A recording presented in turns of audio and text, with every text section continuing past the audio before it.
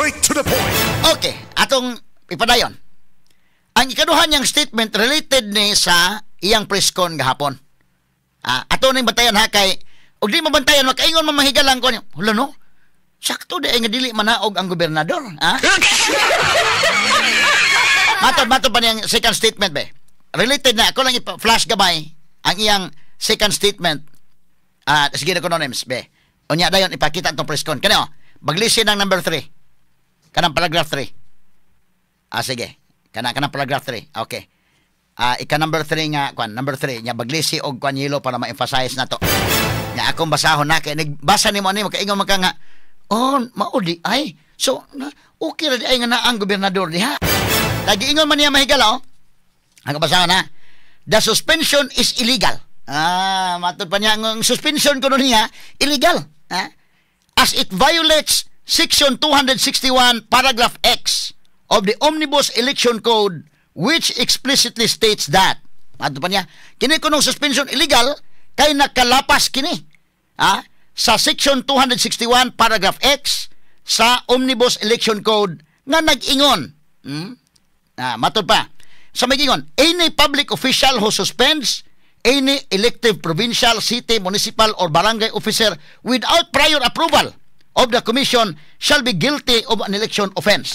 Straight to the point. So kinahanglan kuno mangayo kuno og approval gikan sa komisyon, gikan sa Comelec. Unya kay wa man kuno mangayo, so kining maong suspension illegal kini. Matod pas gobernador. Iya kining gi paraphrase atong karohon mahigala. Kay kung imong tan-awon ang tibok balaod gani. Sige dong, at ang balaod ato bisitahon be. Ang balaod kay iya naman ni mahigalang gi refresh. Ang tibok balaod yon. Katutuang paragraph X para ma-explain itong mayo. Paragraph X. Kay wa man yan nagtiwasa na may sumpay ani manghigala unless na maging unless. O makabasa ka makaingon taon po ka nga. Bitaw no? O naaman di ay? Makaanak ka ba? Pero na ay unless diha. Atong hagpaton atong i-dissect ang balaod para maklaro. I-dissect na ni mga kagalaan. With due respect sa iyang mga iyang legal team. With due respect sa iyang legal team. Na, mo ni balaod kini, ako ipabagli sa gilo kanang portion na. Okay. Sa kani, Sige. Kadtong iyang statement, sumpay pud to sa press-con gahapon. Ato ipakita sa press-con gahapon, una nako i-discuss na lang ni. Ipakita ta mo daan aning maong paragraph X para kasabot ta mahigalang nga ato tas balaod gyud kini ang gigamit nga balaod. Atong subayo to kay kini iya naman ang gisuwat. Balikan to katong balaod gyud ang Omnibus Election Code Article Section 261 Paragraph X mo to akong gipakita I-explain ko na ron. Pero dili pa atong balikan sa iyang press con gahapon kay ingon siya nga di gyud siya manaog. Kani atong paminawon be. Okay. Greetings also for those that are watching outside of Cebu in Luzon, Visayas, and Mindanao, and probably other parts of the country, the other parts of the world as well. The biggest news that has hit and I think rocked the entire landscape, political landscape today is the preventive suspension order that was issued against me by Ombudsman Sammy Martires. I'm in the front page. I hope you chose a good picture of both Freeman and Sunstar. Now, I am here in order that the media, but of course you are the purveyors of the news, that the province of Cebu, my constituents of the province of Cebu, and the rest of the country that are interested in this development, I am here to inform you of the position that together with my legal team, we have arrived upon after a very careful scrutiny of the order itself as well as other existing laws. I believe you already know, to my left, we have Attorney Jong Sepulveda, and Attorney Ben Cabrido. To my right, and thank you for flying in at such very short notice, we have Attorney Alex Avisado himself. May I ask you please, Attorney Alex, to introduce? I'm joined by my partner, Attorney Ryan Ko and Attorney Des Perles. All right. Upon advice of my legal team, Okay, katsa dong. Gamay na, okay. Gamay lang ha, kaya ito i-explain. Okay. So, iyang gipailay ang mga abogado, limanes na kabogado, no? With due respect sa iyang legal team. Nya iya yung gihapinan gamay dahil niya. Ang among posisyon, apan advice ko no sa iyang legal team, at para po niya kunuhay, kini mga abogado mo yung nag-advise gud niya, nga, dili isa manaog. Nga atong klarohon ha, ang ilang gibasihan mga kaigalaan, with due respect ini iyang 5 ka mga abogado. With due respect ha. Atong hagpaton kining balaod nga ilang gibasihan mga higala. Straight to the point. Good morning pagbalik sa vlogger ni Governor Gwen. Ari gitas punto por punto no. Kay lisod kay ng personalan kay ni atong kuan oy. Mo na nga ganahan na pud ko mo kanta-kanta aning kalakiha kay piit-piit pa na tong tingog pero sultian te ka naka 100 na sa video kihan. At kay padayon gamay ni iyang presko na kay atong hagpaton mahigala sa tong punto kay kata na ang kinini ang katawanan man ni kayo mahigala. Kwari lang kung walay makay o kwari lang na mga kaigalaan tuloy-tuloy lang pero og nay makadiskita labi ng ombudsman inyo na nato nga dissertation. Asa man tong kuan ani katutong ibutang ta lang tugutan ta soy pag-uyon nga dissertation na. Asa man ang katong mga aggregates? Asa man day? Kaya to himuong hello black to asa man to?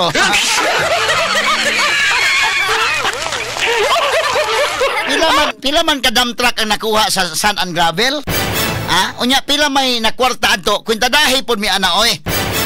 Gob Gwen, kini niyang pila may nakwarta adto gob kay kanana ang katawhan ba? Kini wa dili man ni personalan nga isyu.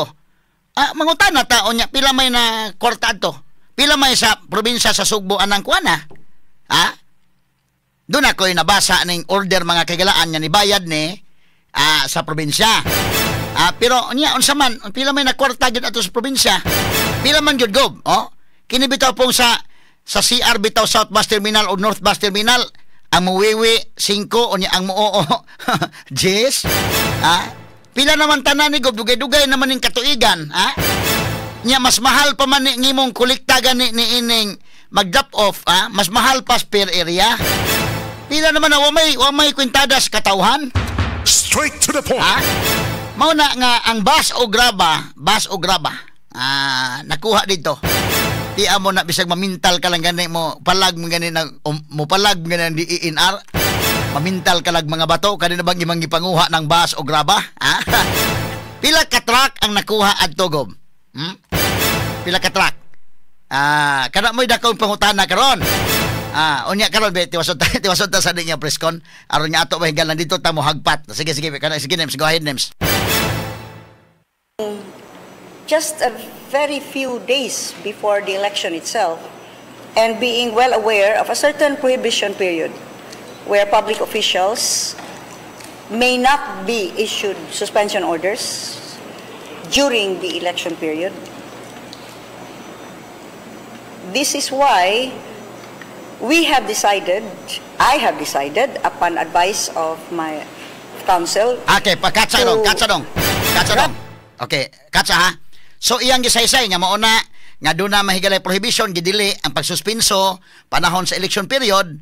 Unya mo na iyang hapinan po sa mga abogado lai. That's why upon advice of my counsel nga kunuhay ba dili iya nga kwan, no?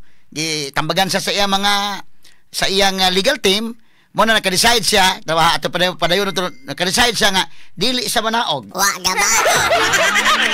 Okay. Proceed names be. This is why I have decided upon advice of my counsel to write a clarificatory query to the Secretary of the Interior and Local Government, Secretary John Vic Remulla, since it is the DILG, through the PNP, if needed, that is tasked to implement this order. And if anyone would wish to, this is the letter that we shall be sending to Secretary John Remulla. And if I may just give you the gist of this, we refer to the suspension order, and we refer also to certain prohibited acts that are contained under the Omnibus Election Code. And for this reason, I have decided to send to him this query for clarification. I'm now signing this.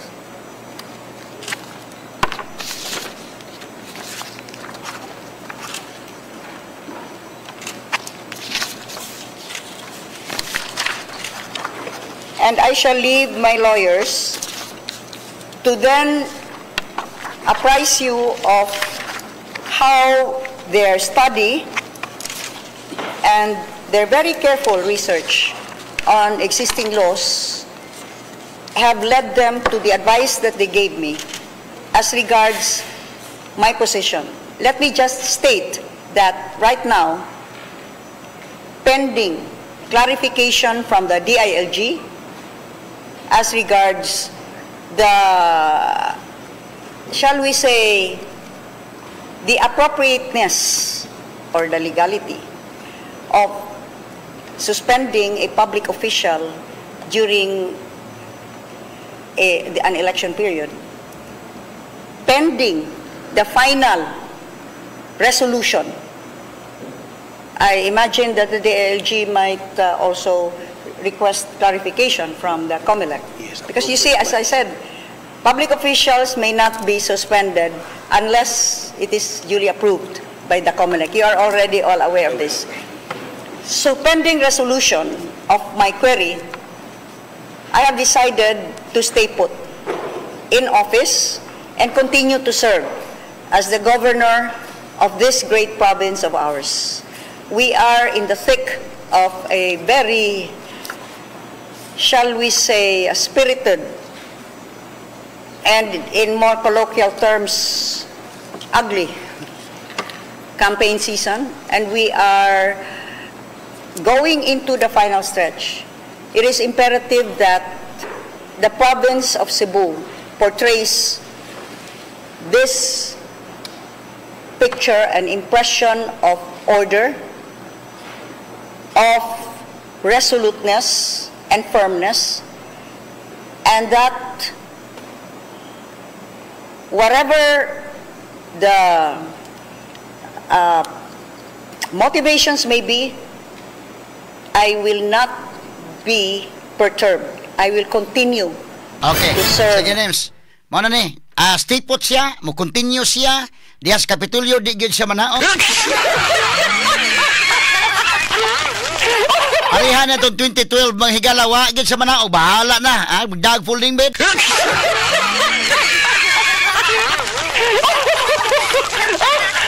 Ang iyang remedy mahigala, musuwat siyang Remulla. Wa gyud plano. Kadto bitaw pag 2012 di man gyud sa manaog day. Gipasagdan lang siya diha sa kwan, ayang folding bed, gipasagdan lang siya diha. Ang importante mga kagalan karon atong paminawan unsa ning administrasyon ni BBM mo implement sa balaod kay do na may giingon nga no one is above the law. Straight to the point. Wa may labaw ka sa balaod, ang balaod may mo labaw sa tanan. Unya kini tanawa si Mike Rama pagkasuspenso, naog yun. Si kinini ang Jonas Cortez pagkasuspenso na naog. Si Gwen dili.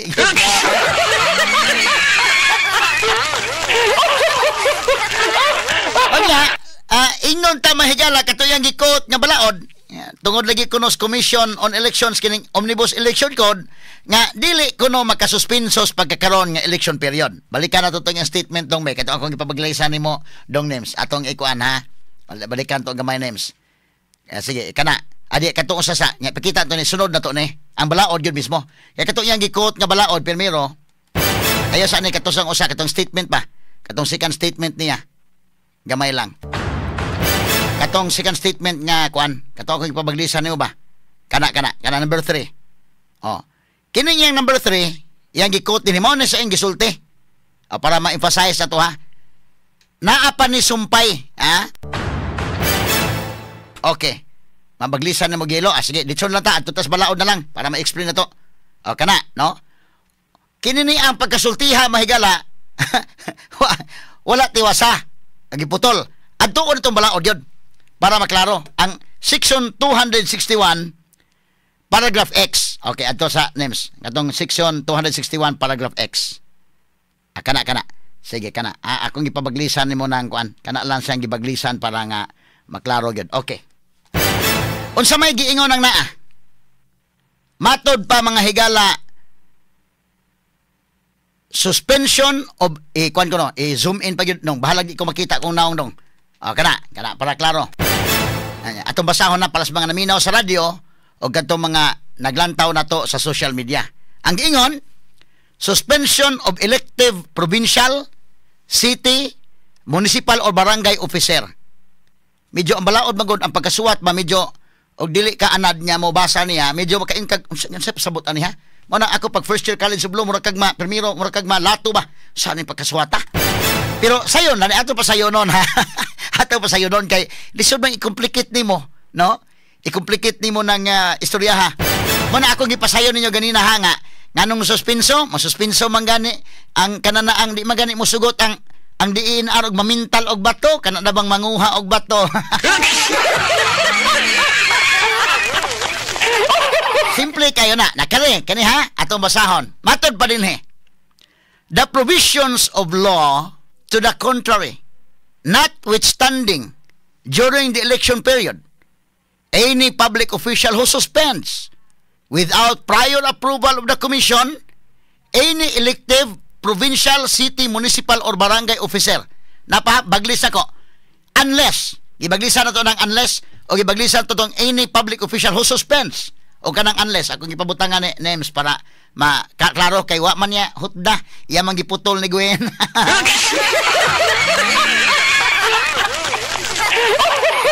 Giputol ha, para din, giputol mga higala ha. Niya unless, giingon, unless, unsa may pasabot sa unless, ato pa, gawas. Unless said suspension will be for purposes of applying the Anti-Graft and Corrupt Practices Act in relation to the suspension and removal of elective officials, in which case, the provisions of this section shall be inapplicable. Straight to the point. Maunay klaro din ha, nga kinidi ay mga higalang pagsuspenso nining panahon sa election period, dili na pwede. Kisa may mo suspenso, any public official who suspends. Asa man ang subject kana? Kana akong gibaglisan og yelo. Ang subject kana any public official. Ha? Mo na say subject mga higala, any public official. Onya who suspends relative na nasa mahigala nga clause, who suspends without prior approval of the commission. Kinahanglan di ay ang public official, kung mususpenso ka o elective official, kinahanglan doon na approval sa Comelec. Doon na approval sa Comelec. Batiman ay nga kanang gibutang any public official, why labot ang ombudsman anak? Because the ombudsman is a constitutional body. Straight to the point. Ah? With your respect sa iyang mga abogado, with your respect, kay lima to sila kabuok itong iyang abogado, with your respect. Kay, panalitan o mag-discuss pa yan niya, mga pick-up yung magkinidatay lang gamay.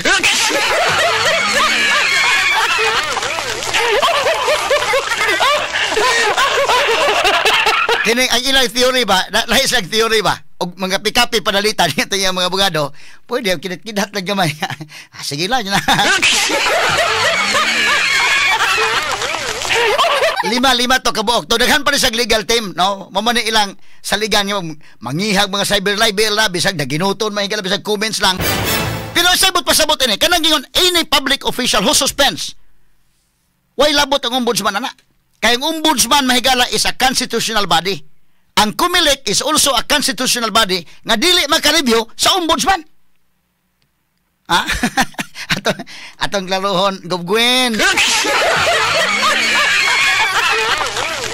So, sa laktod ng pag-istorya, as a general rule, di na pwede mo suspenso karon. Even pag-transfer o ka ng empleyado day, mag-suspend ka o transfer mo, panalitan, empleyado ka sa Kapitolyo, okay? Or elective ka, i-transfer ka nga itong laing trabahoan, di pwede ron. Kahit ting eleksyon man. Pero ang exception din ha, na may gibutak unless o na unless. Watiwasa may gala. Himo statement, giputol ang unless wa butang. Mo ni batayanan nimo, basa nimo balaod. Igbasa nimo balaod. Tanaw nimo kay na general rule nya na may exceptions. Pag-ingon, unless said suspension will be for purposes of applying the Anti-Graft and Corrupt Practices Act. Unsa man ning kasuha, Anti-Graft and Corrupt Practices Act man ni, mabitaw ombudsman may nag-imbestigar. Straight to the point. Giputol mga higala. Kana ra bang putlon-putlon nimo gob, no? Mga tao-taon po makiingon, ahon, kinahanglan ko kidi ay, no? Lipay po taon tong mga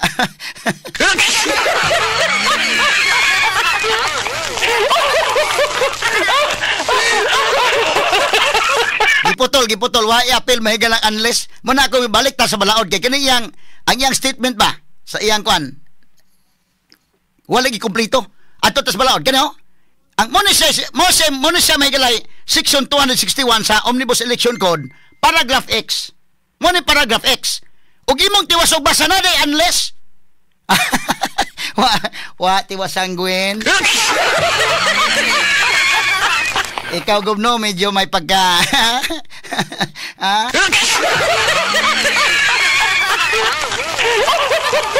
Pag way makabantay ng abogado ini medyo kayo malipat kagamay ng kalakihan. Ayaw pa utana ba kini ani style lagob di ba nilipat-lipat in ani gob? Mura man tag naa inisperyahan ba ka nalipat-lipat itaw na lisoy butang ba? Tulo bitaw katakob na ala na pusta. Asa ka pusta? Aha ka bitaw kinalipat ko na sa kulon sa una. Ha? Lipat ko kay kada ba? Ako ra to ipiplite pag ato sa kong bit. Dili ko sugarol pero tan-aw na ko sa liso. Tuluman ka kanabang takob sa botelya. Tan-aw na ko liso to klaro gyud ko ito dito. Ipusta ko. Dili ko sugarol ha. Puno tintal gyud ko pusta. Kanang kulon. Hasta kaingon na lipat gyud ko da.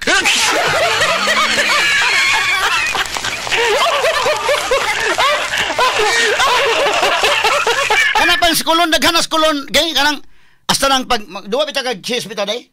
Na duwa ka na. Ningon niya 3 moves mamati. Tan-tanaw na kong king ko pida ako mo 3 moves mamati gani. Yung nindot magay ko doon. Nya, nay wala pusta ya 5 moves mamati na ko no. Akong gihap ko kini 5 moves mamati. Kaya ko man gani matihon 5 moves sa chess ba. Asi pusta ko. Dili ko sugarol ha pero padung ko sa kong beat ato. Baktas-baktas taon ko kay reporter ko Bumbo Radio sa una. Baktas-baktas ko kay naagi ko ng kulon pag agi ko pusta. Sus, tiwa bitaw na mamati basta kay nang baktas ko sa kong beat. Wa na gyud. Wa na gyud budget na ko tos pamiliti, wa na gyud.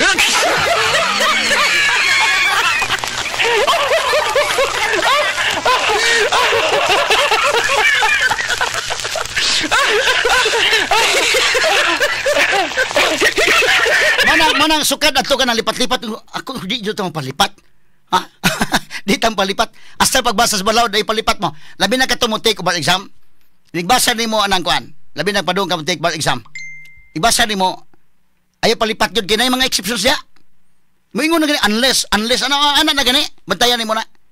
Ha? Kay ang general rule naman general rule. Pero mingon man nga except. Nayo baro sa mingon balaod except bantayan nimo. Except further except mo na agoy. Kadaghan ba exception day? Ang exception gud mas daghan pa sa general rule. Mo naman tayanan mo na kining kangguin, ang iyang gibutang wati wasa giputol wala i-appeal ang unless ha.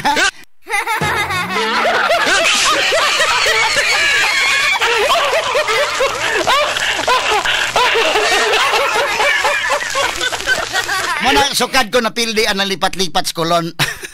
Napildi ko ng lipat-lipat sa kolon. Ang akong leksyon yun kay ang akong budget sa pliti nako sa akong bit wa na gyud baktas na gyud ko kay wa na makoy kwarta kanang si manaha nga igpipliti nako napusta ko man nalipat-lipat man. Nakuhaan gito na kog leksyon nga inigbasa nimo kanang balaod, ayaw pagpalipat. Kay lisod ka na, mo kining ka na, malipat kay ni. Timan niha, naigibutang unless. Ha? Una ko balik tayo dito sa balaod yun. Dalawang balaod yun. Bisag imong susihon nun ang election code. Kanang section 261, paragraph X. Ha? Mo na nakabutang. Giputol. Kaya mantigo sa gimamutol da.